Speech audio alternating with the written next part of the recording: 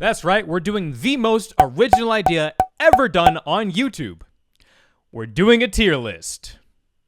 A One Piece tier list. Never been done before. So hi guys, I'm DJ aka Mushroom Man, and today we will be doing, yes, a One Piece arc tier list. This will be the definitive tier list. I, Mushroom Man, I am the definitive man. Do not listen to anybody else. Freaking Oda called me up and was like, hey, DJ, I need you to do a tier list because all the other guys are like doing a whack job. They don't know what they're talking about. I trust you, bro, because me and Oda were homies like that. So I have Oda's seal of approval. So we'll be doing every arc, including the latest one in the manga. So I won't go too much into spoilers about that.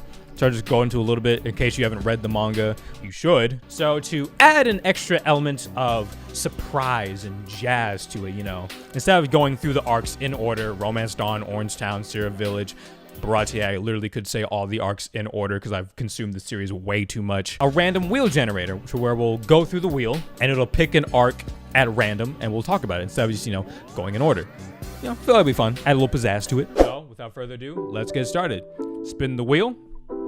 Our first arc is... That's a lot of lists. Oh, we're starting with Thriller Bark. Okay. It's a mixed bag. Like, I feel like a lot of people don't like this arc that much. Thriller Bark, I honestly kind of like this arc. I feel like it's not as bad as people say. I feel like the middle's a little weak. I kind of like how the arc in general, it seems like it's going to be the most spooky, scariest arc because, you know, all the zombies and zombies, shadows, Moria, and all that stuff. It seems like it's going to be like a Brook. It seems like it's going to be a really dark arc, but it's actually probably one of the funniest arcs in general, so I kind of like that contrast. And if anything, the next arc, Sabaody Archipelago, is way darker, but it's like in a much bright setting.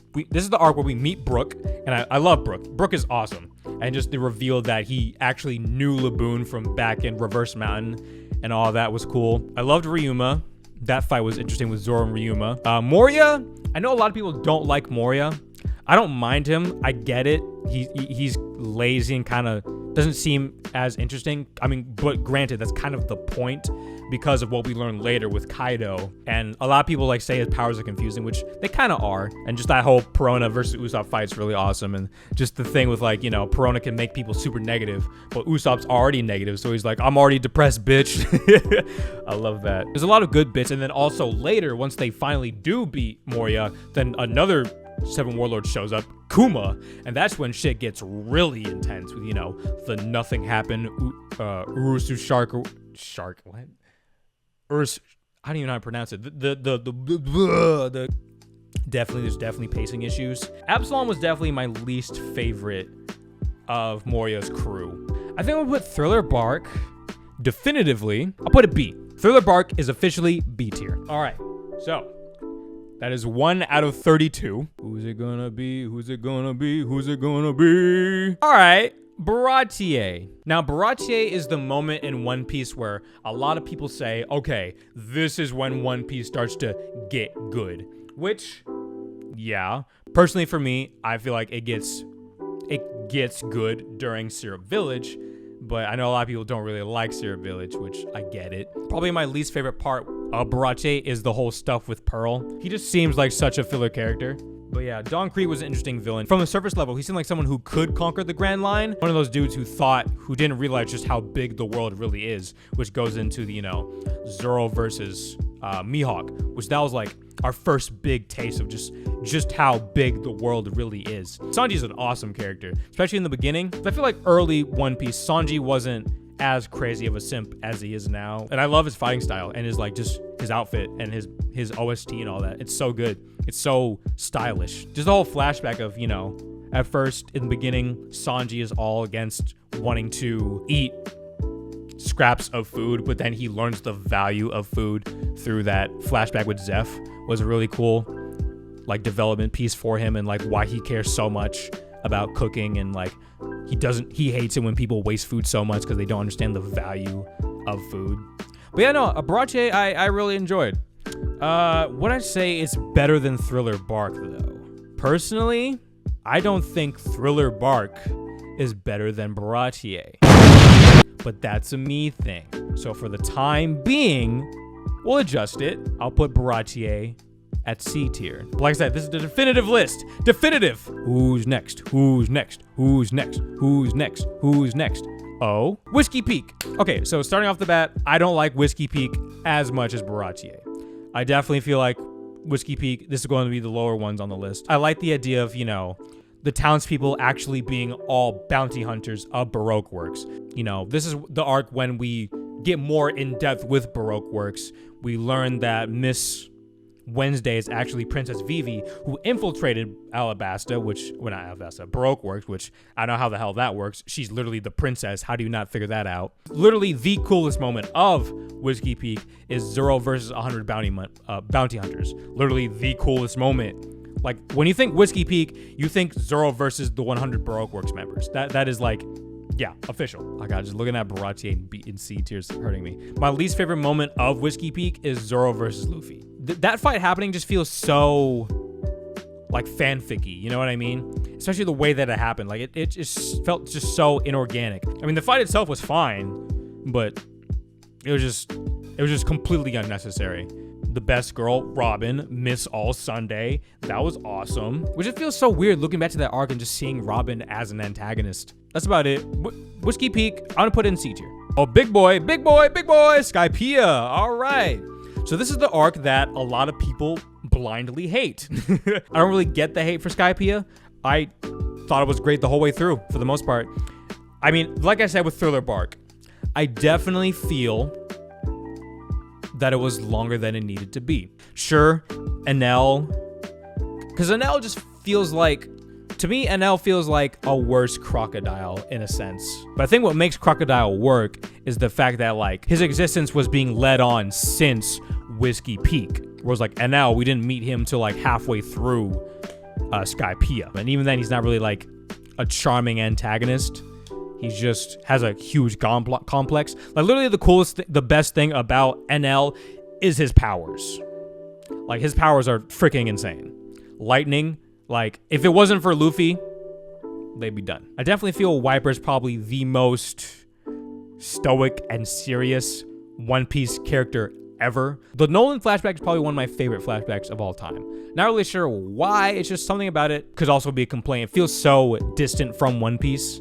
Like just the story on itself like holds on to its own, you know, without knowing anything about One Piece at all, which I know for some people that kind of be an issue because it's like, what does this have to do with the current story, you know, which is fair. The beginning of Skypiea, I wasn't really too fond of. It was kind of boring, honestly, but I mean, I didn't mind it. It was, you know, we're learning more about this new island, which is necessary. We need to learn about this new place that we've never been to before. The fights were a lot of fun. I liked, you know, sort of the more battle royale style of how, you know, the Straw Hats versus the Shandorians versus God's Warriors, and then eventually Shandorians and the Straw Hats work together to fight NL. The priests, they're okay. They weren't the best antagonists, but they weren't the worst. I thought they were fine. Yeah, no, there's a lot of good moments. I feel like a lot of people more nitpick Skypiea. Okay. Better than Thriller Bark? Is Skypiea better than Thriller Bark? Maybe it would have been better going in order. You know what? I'm gonna stick with it. I think Skypiea is a B tier, but a higher B than Thriller Bark. Post-war. So this is after Marineford, where, you know, Luffy gets scarred out of his fucking mind with his brother dying. I honestly think I would put post-war, for me, in C tier. C tier, but above Whiskey Peak for a fact. I believe post-war should be in C tier because, well, I don't know. It didn't really do a whole lot for me. You know what I was to say? You know, we had Luffy coming back, being traumatized. His entire flashback with Sabo, meeting him. You know, the ace replacement, basically. What I liked the best about the post-war arc was Luffy coming back to his sense of just being like, oh shit, right. Like Jinbei helping out was just like worrying more about what you do have and less about what you don't have, either in general or anymore, which is a good life lesson. Out of all the Straw Hats, Luffy's flashback is definitely probably more at the bottom. But then, yeah, that was, you know, seeing Rayleigh start to train Luffy, and then Luffy being like, all right, guys, final message. Instead of 3 days, or what was it, like 3 weeks or whatever? Instead of 3 days, 2 years, like to train and get stronger and all that. Because the Straw Hats were already really strong, but then they realized after Sabaody and for Luffy after Marineford that he's really weak compared to a lot of other pirates out there. So they got to get stronger.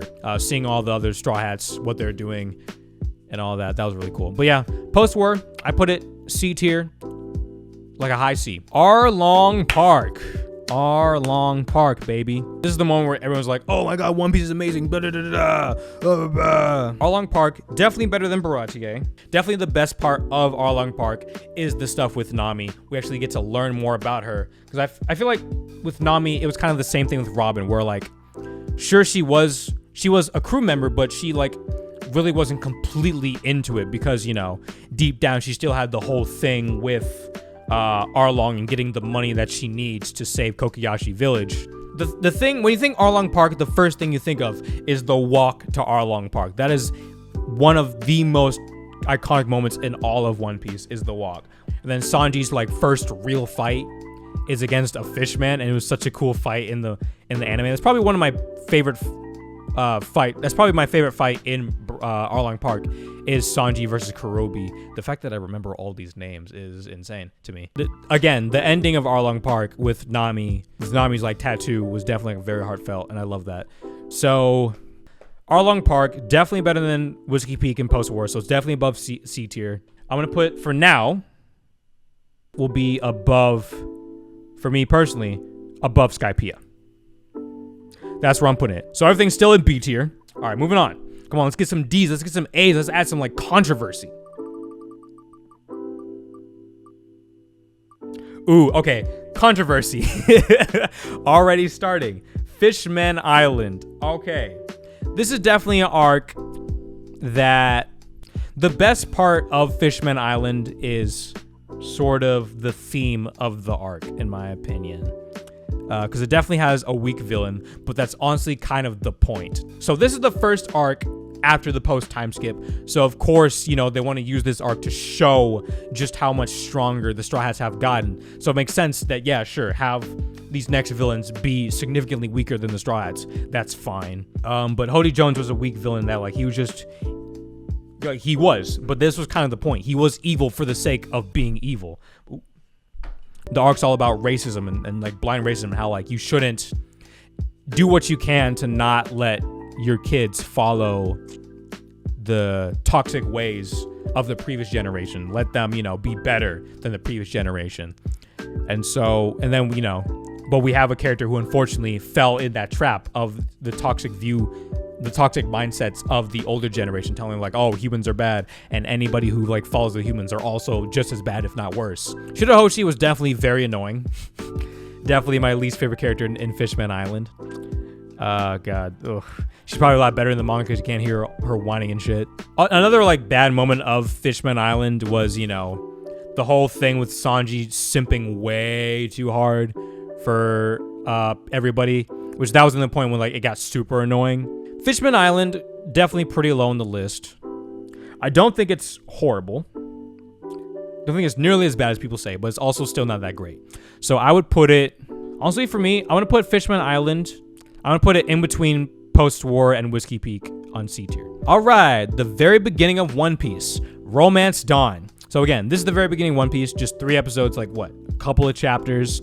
We meet Luffy, meet Kobe, meet Zoro. In my opinion, One Piece, out of like a lot of other shonens, for me personally, it has one of the weakest beginnings. Nothing really hooks you. And that's why a lot of people are just like, oh, you gotta wait till like 20, 40 episodes in. Because it is true that One Piece is kind of a slow burn. The best part of Romance Dawn is Luffy's initial flashback with Shanks. Seeing Shanks like sacrifice his arm for Luffy. Romance Dawn is definitely our first D tier. Manga time. All right, so if you haven't caught up with the manga, the next arc is called Egghead Island. Not gonna do any spoilers for anybody who doesn't know it, but Egghead Island, right now in the manga, it seems like it's starting to wrap up a bit, which I'm very glad that Egghead is seemingly not gonna be nearly as long as Wano. Thank God. We really need just a much shorter arc after Wano. You know, Luffy, they finally meet a character we've been meaning to meet for the longest ever. There's a lot of realizations that, like, you know, seeing other characters making more of a big moment, like Blackbeard, for example, makes like a big impact. I don't know if that's spoiler. And, you know, we see a lot of familiar characters pop up again, which is awesome. a lot of cool rematches. Egghead Island, I enjoy. I'm enjoying it. So you know what? I know we don't really have an image of Egghead Island, obviously, on here. But I think right now, I kind of like Egghead. I think I would put Egghead Island so far. I think so far I would put Egghead Island in B. In a B tier. No, actually, I'm going to put Egghead Island in A tier. I think Egghead Island is a really solid arc. It's short, to the point, a lot of great moments. It's good. I've been enjoying it a lot. Sabaody Archipelago. But funny enough, this is actually probably one of the darkest arcs of One Piece, because, you know, the whole thing with slavery. This is like the Straw Hats' first, like, not first. This is like the Straw Hats' major loss. Kuma showed up in Thriller Bark, and then he comes back literally the next arc and being like, I'm back, bitches. And the craziest thing about Sabaody Archipelago is, you know, meeting the worst generation. Oh, and also, of course, the most iconic moment. Another iconic moment of One Piece as a whole. Luffy punching the celestial dragon Saint Charlos is iconic. Sabaody Archipelago, I'm switching with Thriller Bark. So Sabaody is going to be the high A, and Thriller Bark is a low A. Yeah, no, Zoe, okay, Zoe, Zoe's tricky. I think I would honestly put Zoe either in C tier or high D tier. Because Zoe, there definitely were like a lot of cool moments. There definitely were like a lot of definitive moments, but I just really didn't really have a great time with the arc personally. Like, I mean, it was great having, you know, sort of a break from long ass Dressrosa. And like, yeah, we definitely needed a more smooth arc, but I don't know. I just wasn't really feeling Zoe too much. The stuff with Nekomamushi and Inuarashi was interesting. Not interesting. It was good. It was good. That was definitely the best part of Zoe, was like, you know, them fighting against Jack. Like, I feel like Zoe did a good job of leading up to not only Whole Cake Island with Captain Beijing and Sanji, but also in the future, Wano with Jack. At the end, after Jack tortures Nekomamushi and Inuarashi to find Raizo, then them being just like, oh, Raizo's actually still alive. Because at first they're just thinking like, oh shit, the minks are gonna like attack us and stuff like that, because they're just like so pissed that because they kept saying like, oh, there's no samurai, but then they finally see samurais and they're just like, you piece of shit, you caused us to die, like to almost die and all that. That was like one of the big twists in One Piece, was the fact the whole Raizo is safe thing. And then, you know, Jack comes back to the island, but then Zunisha freaking whips the shit out of him. That was another really cool moment. Yeah, Zoe had some decent moments, but overall, it wasn't that great. No, honestly, now that I think about it, I think I want to put Whiskey Peak in D tier 2, and then Zoe in C tier. So we're almost at the halfway point. Actually, no, I think we are at the halfway point. Are we? All right, Loguetown. Loguetown is another one that I think it's all right. You know, this is the arc where we learn that Gold Roger was born and died there. We meet Smoker and Tashigi. Buggy comes back. We get introduced to Dragon. Zoro gets his new swords. That was basically it. You know, there's not a whole lot going on. It was basically just like a transition arc. You know, the Straw Hats making it to the big scene. Getting introduced to Logia ties with Smoker. The fact that Luffy, at this point, could defeat all his enemies. This is the first time he can't defeat somebody with Smoker, because he just literally cannot touch him. The Smoker's flashback to Gold Roger's execution. It was canon, but in a non-canon way. Because, like, it was a thing that happened. Gold Roger's execution happened, but it didn't show during the Loguetown arc. There was no flashback for that from Smoker's point of view.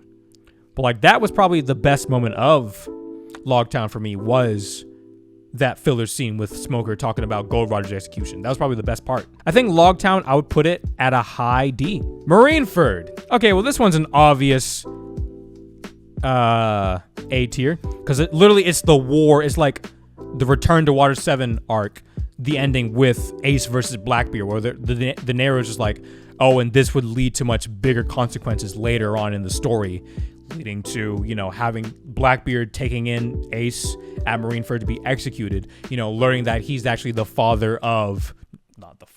son of Gold D. Roger, the whole entire scale war with Whitebeard against the entire Marine fleet. The fact that, you know, an entire Navy base needed to fight one Yonko crew is insane. Like, we really see just how strong Whitebeard really is in this arc, which I feel like this arc was kind of detrimental a little bit because, you know, hockey wasn't fully a thing yet, so they couldn't really, Oda couldn't really like fully show people using hockey because he didn't really figure it out yet. In the anime, this arc was definitely like very, very, very slow paced a lot, so that kind of bumps it down a little bit. But there's a lot of fighting, you know, seeing Marco, Whitebeard, Blackbeard, Luffy was in action, seeing Jinbei helping out and all that, seeing all the 7 warlords fighting too, you know, Crocodile joining in the battle too. Like, it was just a full-on scale war. It was insane. But I feel like Marineford is definitely a high A. I'm 100% putting it above Thriller Bark. All right, another big contender, Enies Lobby. Enies Lobby, is it Enies or Ennis? I think it's Enies Lobby. Enies Lobby is a really good, another like really solid arc. This is the arc where, you know, the Straw Hats really make a name for themselves in the world. You know, declaring war against the world government by shooting down the flag. All their individual fights against the CP9 members. Gaining new abilities. Sanji learning Diablo Jambe. Zoro's Ashura. Luffy's Gear 2nd, Gear 3rd. Gear 2nd and Gear 3rd were like the coolest things ever in the beginning of Enies Lobby. But no, Gear 2nd used to be so fucking awesome back in Enies Lobby. It was like such a crazy thing. Luffy needed a power up. That was the moment where Luffy was just like, I need to get stronger in order to like save my crew members. That was the moment where he realized like, holy shit, I'm not as strong as I think I am, you know? And, you know, of course, Robin's I want to live moment is very good. See, this is why most of my videos are scripted, because I'm not very great at talking on the spot, but we're doing it. Enies Lobby was just great, but again, this was another arc that definitely was very slow paced. Really wasn't too big. I wasn't too big on this arc until the moment where they were going into the where they were declaring war on the world government with Usopp shooting down the flag. Prior to that, I was kind of like, eh. But once that started, then like Enies Lobby was like really, really good. I loved all the fights. All the fights were great. Chopper's monster point, like him going out of control, was fucking crazy. It was so good. Yeah, just a lot of great moments. The whole Luffy versus Lucci fight was also another. That was like probably at this point, this was the best fight in One Piece. Yeah, no, Enies Lobby is really good, but you know, again, the anime definitely slowed it to a crawl quite a bit. So Enies Lobby, I'm gonna put also in A tier, above Thriller Bark, but below Marineford. Actually, no. If anything, we're moving it up. Well, let's get a couple more arcs in here, then we'll move it up. Because we got to get some S tiers in here, you know? There can't not be an S tier. So let's see. Return to Sabaody. Okay, so this is the beginning of the Fishman Island saga. This is when the Straw Hats come back after the 2-year time skip. We get introduced to the fake Straw Hats. And it was just really cool to like see Luffy just, you know, one-shot a pacifista. Whereas back in Sabaody, it took literally all of them working together to defeat one pacifista, which is insane to think about. A lot of people don't like the initial time skip designs, which I kind of agree with. Not really. The only ones that I thought were decent is Zoro's, Luffy's, Sanji's, and Usopp's. Brook is all right. Everybody else was kind of like, wasn't really feeling it. Yeah, no, Return to Sabaody, it's fine. It's not horrible. I think I would put in C tier. All right, Drum Island. This is the arc where we meet Chopper for the first time. The villain is Wapol. I think one thing that I appreciate about Drum Island is the fact that it's purposely has nothing to do with Baroque Works at all. Like, it's its own separate thing because it's all about Chopper. Because definitely the best part of Drum Island is the flashback with Chopper and Dr. Herolook. Dr. Herolook is a quack doc who's like very inspirational. That ending with him, you know, taking the poison in the restroom and like his whole speech about when does a man die is really good. A lot of people don't like Wapol, which I get. I kind of like Wapol because I feel like, you know, that's kind of the point, is Wapol is supposed to be a joke villain, just like with Buggy and then later with Foxy. You know, we kind of need those more goofy villains to kind of add some variety and put in that like breath of fresh air and like taking a deep breath with, you know, because next we're gonna have Crocodile, one of like the best villains ever, like the most scheming evil villains ever. So it's good to like have, you know, sort of a villain to kind of like break that in between. So I feel like Drum Island I would put in C tier. Yeah, I can definitively say that. Because yeah, again, this list is just based on which arcs I had the most overall enjoyment from. Okay, next is Water 7. So this one, for me, is an obvious A tier. This is definitely like the big moment for the Straw Hats of just like realizing just how weak they really are. Because there's a lot of things that happen. The realization that the Going Merry can't be fixed. And then through that, Usopp leaves the crew. Luffy versus Usopp, which is actually a really intense fight. Like, when you hear Luffy versus Usopp, you're just like, well, I mean, obviously Luffy's gonna win, which, I mean, he does, but, you know, Usopp actually tries really, really hard and actually does very well in that fight. And what really matters is not so much the fight itself, like the physical aspect of it, which is still really good, but what really matters is the emotional weight behind the fight. Realizing that, like, oh shit, somebody shot Iceberg. Who shot Iceberg? Then it's like, oh shit, Robin shot Iceberg, but why? So the Straw Hats are trying to figure that out. And so through that, the blame is being put on the Straw Hats for for shooting Iceberg. And, you know, again, this is where we meet Frankie. And Frankie's super, no pun intended, great. I love Frankie. Frankie's a very underrated Straw Hat member. And this is, you know, he has such a cool design. I love his fighting techniques with the fact that he's a freaking cyborg. Water 7 in general is just a really cool environment and place. It's a really cool location. Probably one of my favorite locations in terms of like the city that we visit in One Piece. And like the whole thing with CP9 is also very good. Just like with Zoe, with the whole Raizo is safe, like you had no idea who the members of CP9 were.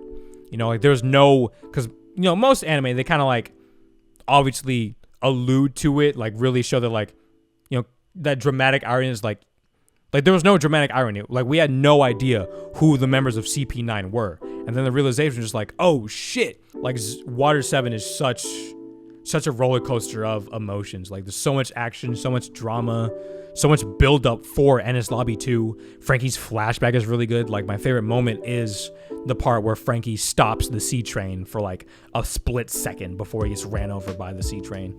It's very good. A lot of great moments for Water 7. So I'm gonna put Water 7 in A tier. Is Little Garden. Now, Little Garden, we meet the giants, Dory and Broggy. Mr. 3, right? Yeah, Mr. 3 with the Waxback powers. We meet him. He's like the main antagonist of this arc. Mr. 3 is a pretty decent antagonist.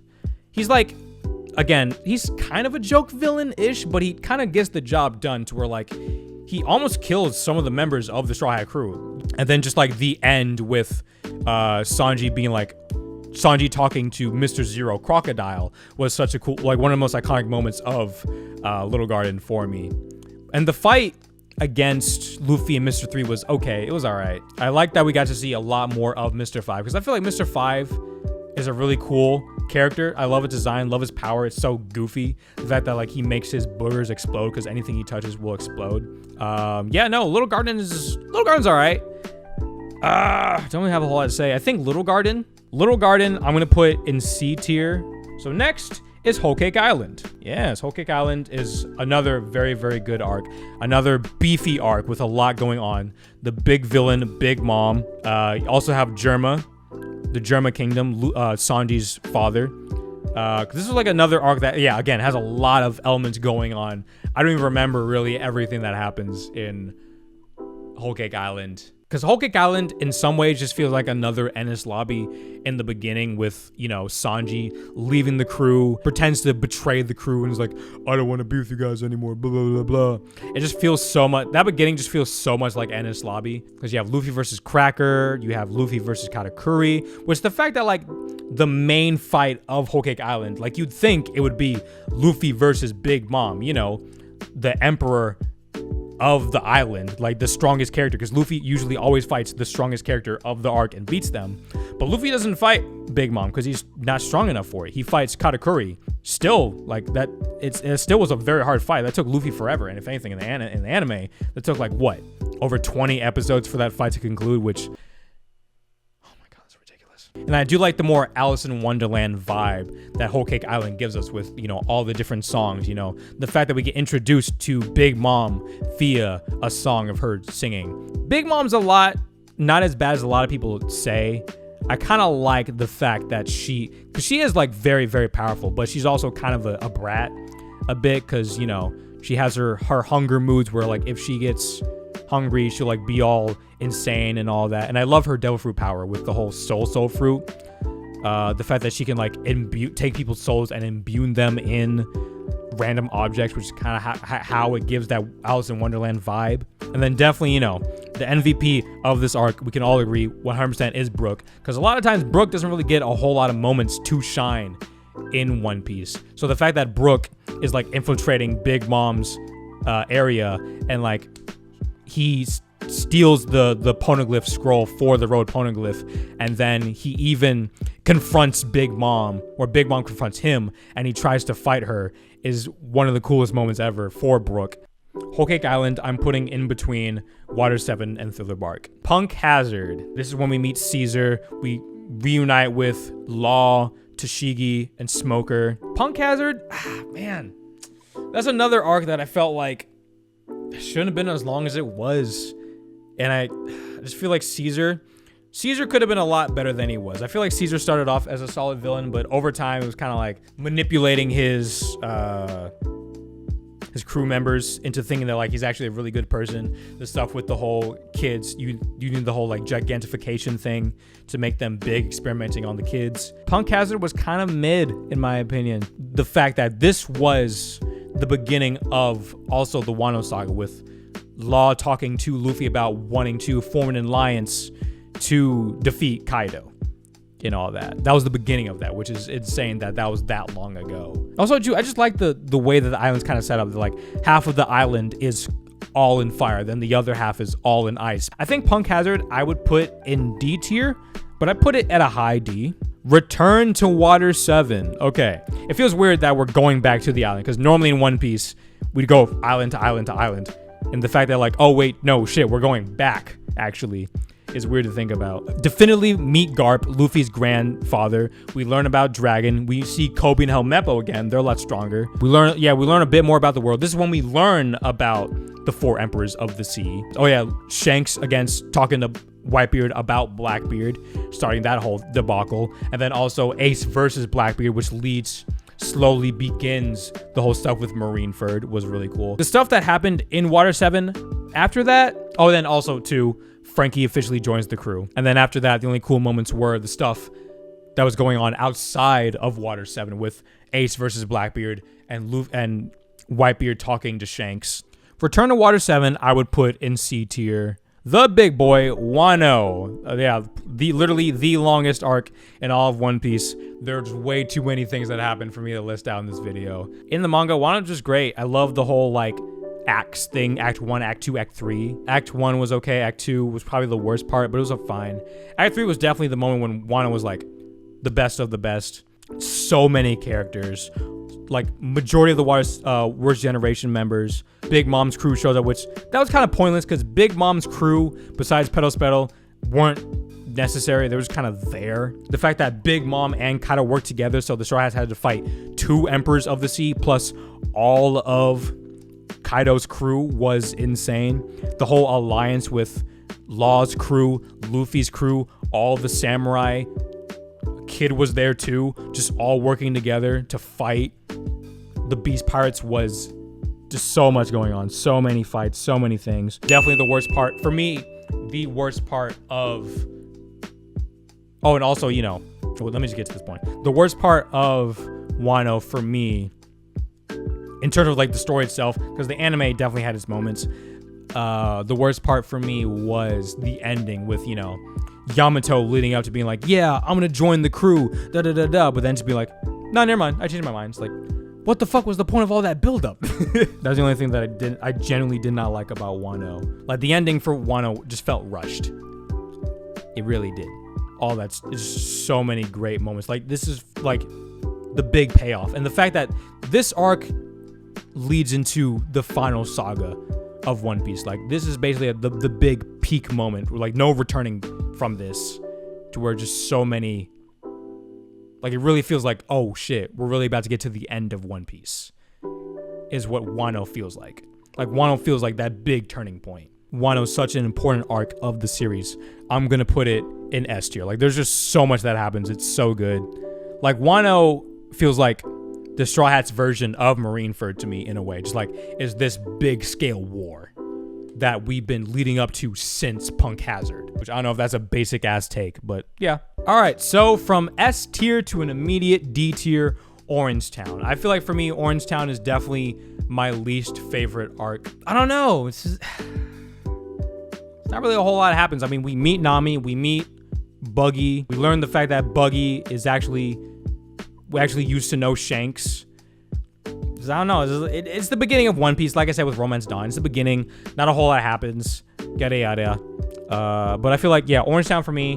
Orangetown is my least favorite arc of One Piece, even less than Romance Dawn. So Orangetown, it is the definitive for me D tier. Jaya. Okay, Jaya's a weird one. I like Jaya because of how it leads into Sky Island, and I like that, you know, most arcs are all about, you know, following your dreams, but this arc kind of talks about how a lot of people gave up on their dreams. That's why it's called Mock Town. And Bellamy is like the perfect villain for that. Like, he's more of a bully than a villain, because he makes fun of Luffy for having these big ambitions and all that. And, you know, Luffy tries to be the bigger person. He one-shots Bellamy, which is probably the best moment of Jaya, which for me, when I think Jaya, I think the Bellamy one-shot. Oh, right, Blackbeard. I forgot. This is when we first meet Blackbeard and learn that he's actually the villain, and his whole speech about dreams and how pirates' dreams will never die. Jaya, I think I'm going to also put in C tier. Long Ring, Long Land. Okay, so this was our arc that was completely ruined by the anime,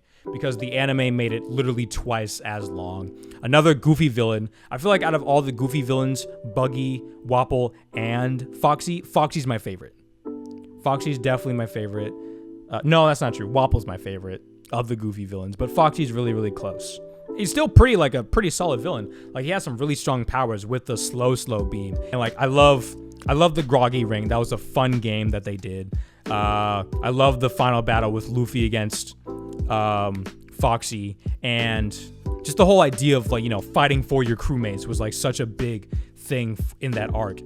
And probably the best moment of this arc is the end with Aokiji meeting one of the strongest members of the Marines, and sort of like, you know, leading up to the whole thing with Robin leaving the crew and realizing that, like, oh shit, what's Robin actually all about and all her past.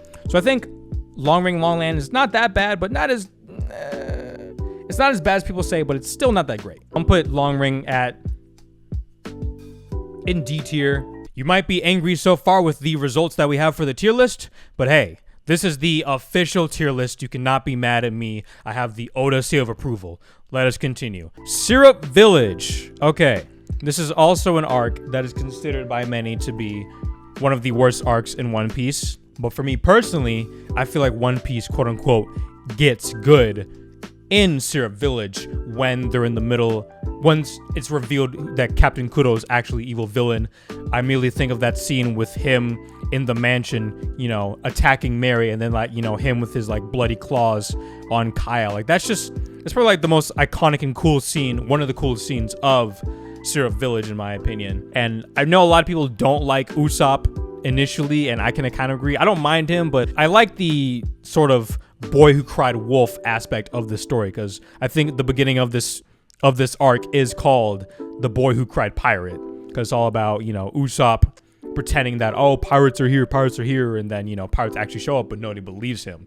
And Captain Kudo uses that as part of his plan. I mean, the only other great thing about Syrup Village is the fact that, you know, Usopp joins the crew and they get the going married. Those are like the two big moments of Syrup Village that like actually matter in terms of the plot. Syrup Village is not that great, but I don't think it's as bad as a lot of people say.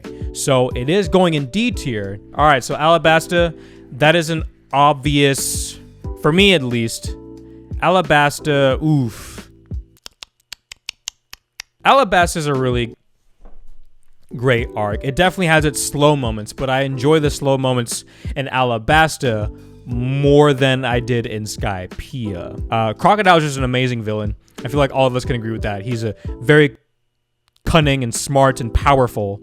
I feel like this in Alabasta, like, Crocodile actually had a plan, and it almost seemed like it was gonna come to fruition, and all the fights were good too. Like, this in this arc, we actually get to see Nami in a 1v1 fight for the first time using the new Climattact weapon, which is really fun. Zoro learning to cut steel, Sanji's fight with Bon Clay, Zoro getting his first bounty ever. I guess the worst thing of this arc is, you know, the stuff with Pell, how, like, you know, we have this iconic scene of Pell sacrificing himself and basically getting point blank nuked, only for at the end of the arc to realize that, oh, he actually somehow survived that. One of the biggest things that I genuinely don't like about One Piece is the fake out deaths. How you have these big scenes of just like, oh man, I'm sacrificing myself, I love you guys, blah blah blah blah. Then they die, only for them to come back like the next arc or two, just like, yeah, I'm fine.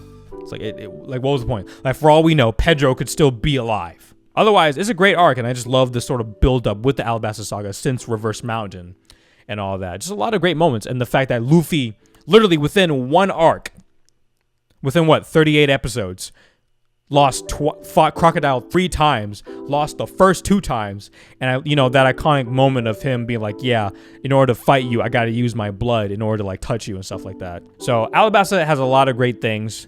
I think I'm gonna put Alabasta A tier, above Through the Bark. Impel Down. All right, so I'm gonna be honest, I don't remember a whole lot about Impel Down. It's been a minute. Luffy is going to go trying to rescue Ace at the bottom of Impel Down. He reunites with Bon Clay, reunites with Buggy, Mr. 3. They all work together going through Impel Down. That's like the initial group. And Impel Down's like a very, very dangerous place. Like, I love all the different levels. Like, the first level's what? With the spikes. The second level's with all the monsters. The third level is like super hot. Then the next level is like really, really, really cold and all that. And then the final level has like all the super dangerous villains where Ace and Jinbei are supposed to be. So it's great to see all these characters coming back together and working with Luffy. You know, sort of Luffy's ragtag Straw Hat crew that he's making. You know, with all these previous villains working together to escape from Impel Down. And like the main villain of the arc, Magellan, holy shit, he is probably one of the strongest One Piece characters we've seen. And like the fact that he beat Luffy is also really crazy too. And almost beat Blackbeard too. Oh right, Blackbeard was there too. Yeah, like so many characters were showing up in this arc. A lot of really great moments in Impel Down. I just think Impel Down is just a solid arc. Is it a little long? I do remember the last time I watched it being a little on the long side, because I feel like Impel Down's a solid B tier. Amazon Lily, honestly, it's kind of a forgetful arc. This is when we first meet Boa Hancock. This is after Sabaody Archipelago, when, you know, Kuma shoots Luffy across a completely different island, and he lands on the island of women. R.I.P. Sanji, like, you know, dealing with the, oh, men are evil, blah, blah, blah, blah, can't have that. And then, you know, Luffy sort of tries to prove himself to Boa Hancock, and this is when Luffy learns that, oh shit, Ace is in Impel Down. He's like about to be executed. I gotta go save him. So really not a whole lot with this arc. I think it's not bad. It's definitely not D tier. I'm gonna put it in C tier. Dressrosa. Okay.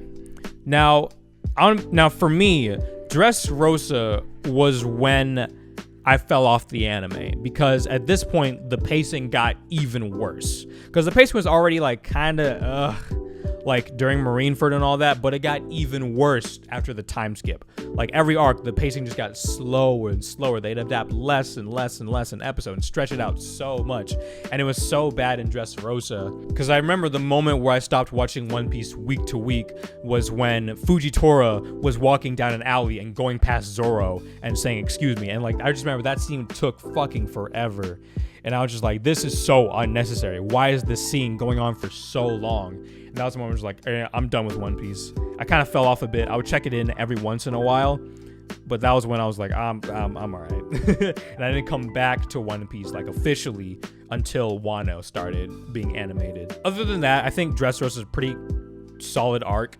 A lot of the highs are high, with Doflamingo being the main villain of the arc, learning a lot more about Doflamingo himself, learning a lot more about Law and all that stuff. And this is when we meet so many new characters: Bartolomeo, Karibo, all those guys who become the One Piece Grand Fleet, the Straw Hat Grand Fleet, which that's another insane moment.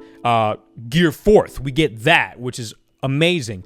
Seeing Ace's devil fruit coming back and learning that, like, oh, actually devil fruits don't just disappear when a user dies. They like grow somewhere in the world, which is a crazy revelation.